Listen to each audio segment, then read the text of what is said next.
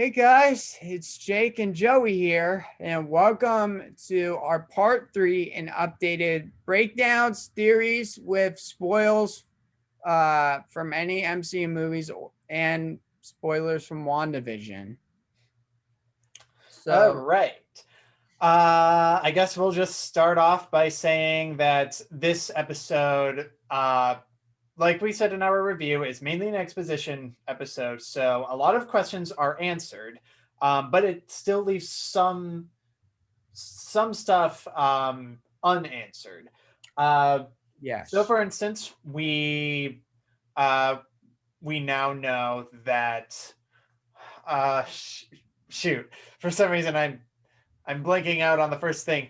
Okay, we know where the helicopter came from. Right. And I knew that it was like supposed to be some kind of thing to spy on Wanda and Vision, and I was kind of right because it was a drone that they were going to use to observe what was going on within Westview. Yeah. But for some reason, it just transformed.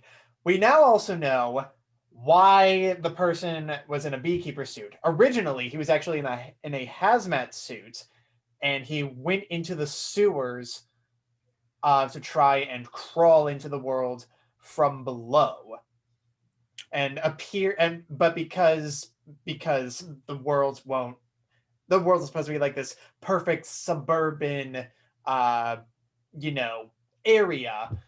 The hazmat suit transforms into a beekeeper suit because you don't think of because in a suburban paradise you don't usually think of a person in a hazmat suit being in there, so it would turn into a beekeeper instead. Yeah, and really the suburban, happy lifestyle living uh era, Westview, it's nothing. It's basically a reality, and it's make believe. That's what they reviewed in this episode, or revealed in this episode. It doesn't exist. I think that's a misdirect, actually. I think what it actually is that the police um actually are from Westview. I think Westview is a real place, but it's just that people on the outside that have a connection to it are being like slightly manipulated by Wanda to keep people from going in. Okay, do you think so?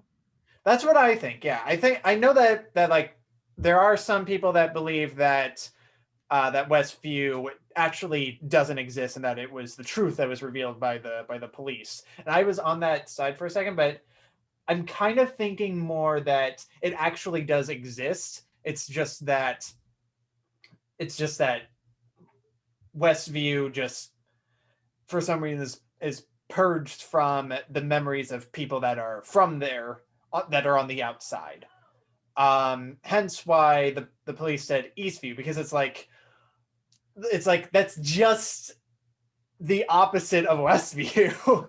I'm pretty sure that what it was is that like Wanda's all like, okay, so what can I call this other place so that way people don't come in? Oh, Eastview. These people are from Eastview instead of Westview. Yeah, I I guess that I guess that would be it. Um, and I guess we can. Well, we already kind of did in our review. We talked about how this episode opens, and there is no theme song because they're stepping On the outside, away yeah. just for just to make this an investigation episode, and it all starts off with the blip in a different location, and it's a hospital, and we see Monica Rambeau uh, coming back, and where she's in the hospital. Where spoiler alert, her mom Maria Rambeau, I as you mean, this know. is a spoiler breakdown review uh, episode, so I don't think they need to put spoiler alert. I think people know what they're getting into.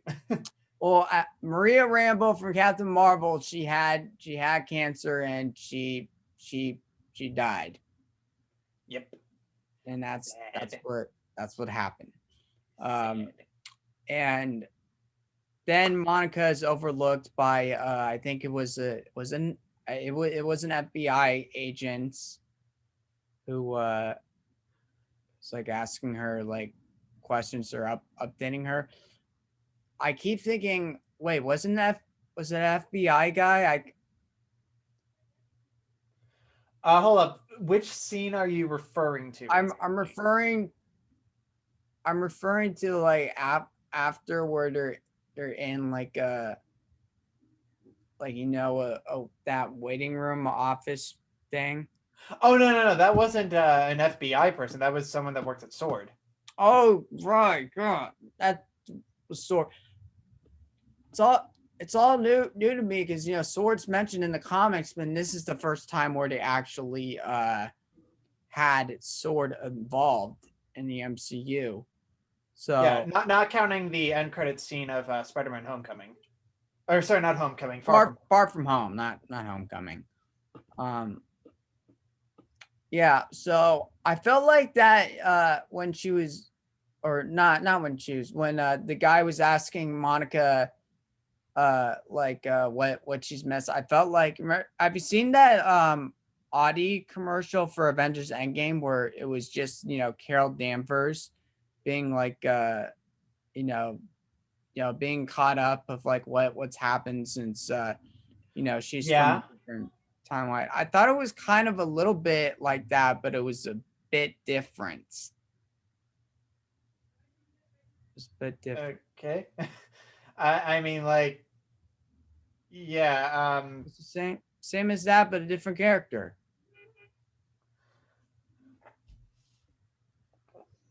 Yeah. And I don't know what to say to that. yeah, I don't You're know either. certainly right in some areas. No, I'm right. I'm right in some areas. Yeah. And we see then we see Darcy Lewis and J- uh why do I keep Jim is it his name is not Jimmy Woo. I probably It is Jimmy Woo. It's Jimmy Woo. You got oh, it. thank God. It was Jimmy Woo. I did not mess up his name. By the way, we would like to apologize that we got Monica's fake A-list mixed up and our It's episodes. Geraldine. I'm sorry. Yeah. Yeah, it's Geraldine. Um yeah, they were featured in this episode because uh Darcy is a scientist, and Jimmy Woo's with the FBI. So they want to know what's happening, like with Wanda. Well, they don't initially know that it's Wanda at first. Uh, Oh, Initially, they're there just because of a missing persons notice. right. Uh, I forgot to mention that part. yeah, and the FBI requested use of one of Sword's drones. Um, but as soon as Monica gets there, she's then told by Jimmy Woo that it's not just it's not just a missing person, it's an entire missing town because nobody because like the sheriffs they don't seem to remember anything about the town. They say that it doesn't exist even though it clearly does.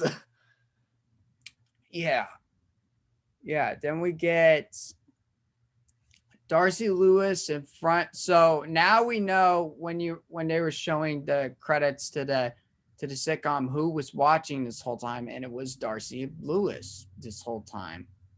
Yep. Darcy was the one writing the notes.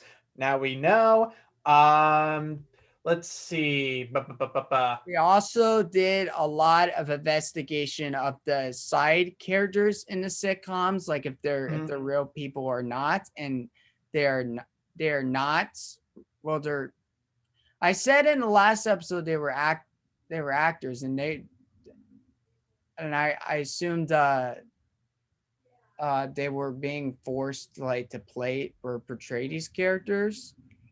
I was the one that said that they were being forced to portray the characters. You were the one who said that they were actors. Yeah. Yeah, I said actors and Joey said portray the characters. Joey was just filling in the sentence of like what I was trying to explain. Um, Anyway, as the people are being identified, by the way, I don't know if you noticed this, Jake, but um, Agnes was the only one that didn't have an ID card underneath her. I noticed, I noticed, yeah, and That means that she is a very special person, as I heard one reviewer say. And by that I mean, like, obviously we know who she is. yeah, I think I know who she is, and I'm thinking for episode 5, or this might be later.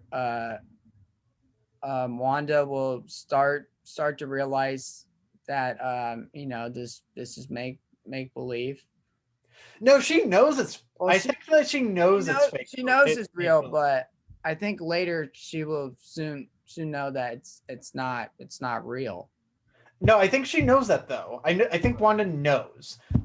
She's the one that created the reality. So she even says at the end of the episode that she has everything under control, and she means that very literally. She controls the entire world. Though I will say, I'm not 100% sure that she's in full control of herself.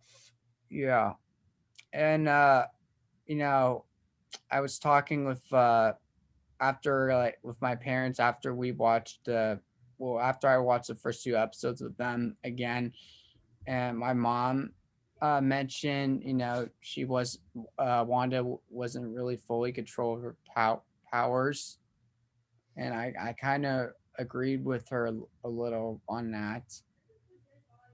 Even though it was just the first episode in the series, she's creating this stuff, or Agnes created this, had they're like forced to create this. I don't think Agnes was the one who made it. I believe that Wanda was the one who made it. And Agnes is just unfortunately a someone who got roped into it, but is also trying to resist the rules of reality. Yeah,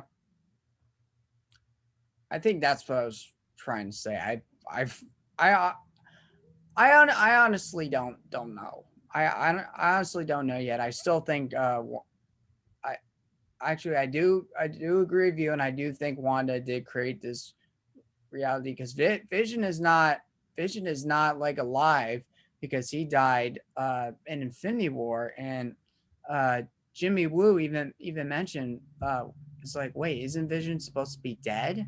Oh yeah, we're also. I believe that it was also kind of revealed as to how he's alive in WandaVision. He's not. I know he isn't, and His that's corpse is just probably being gonna make manipulated to be alive Wanda in this reality. tear up later in the series. I don't know. Yeah, And it was such a creepy reveal too. it was a creepy reveal.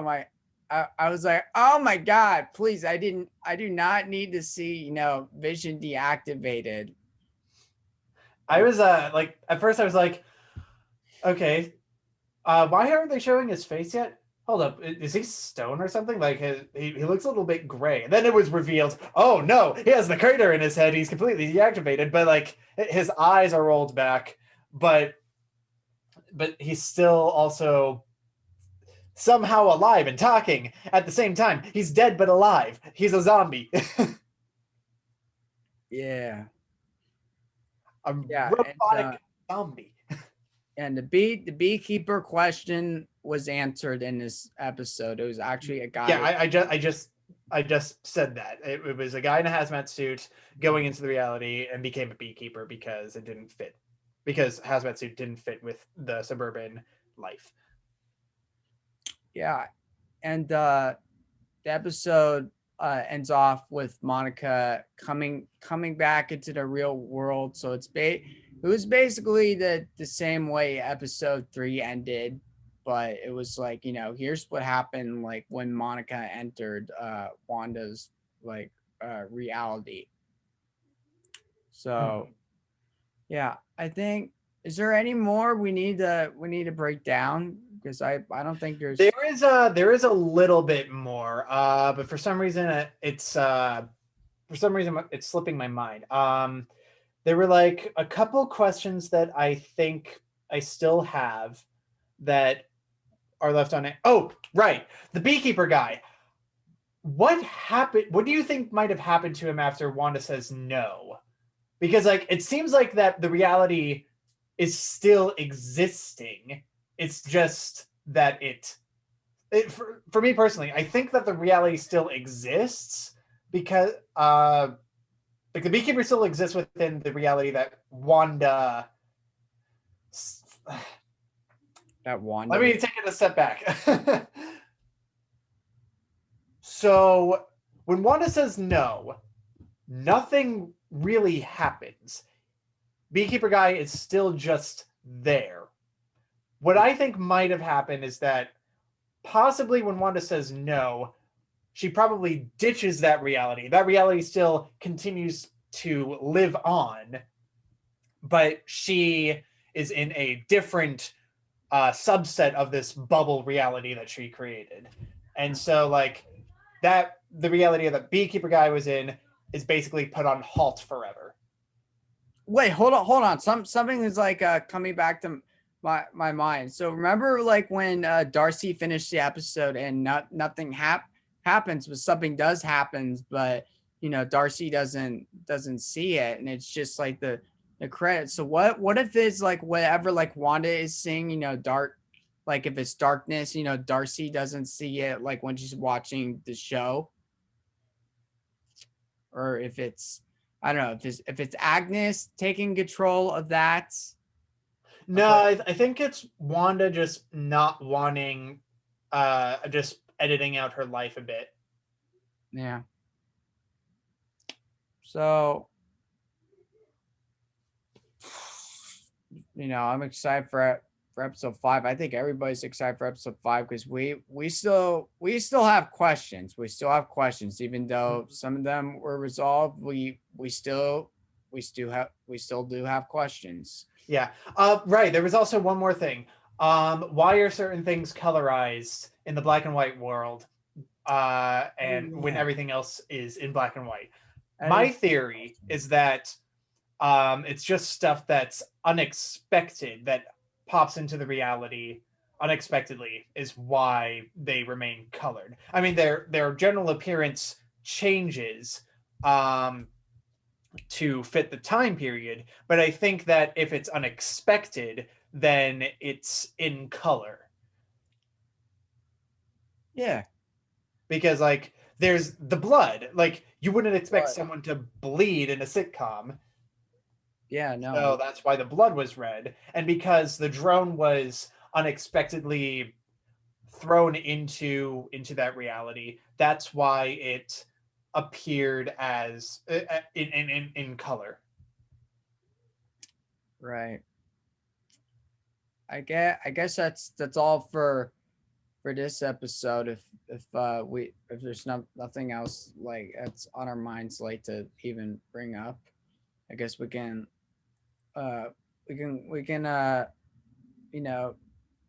just end the video right now.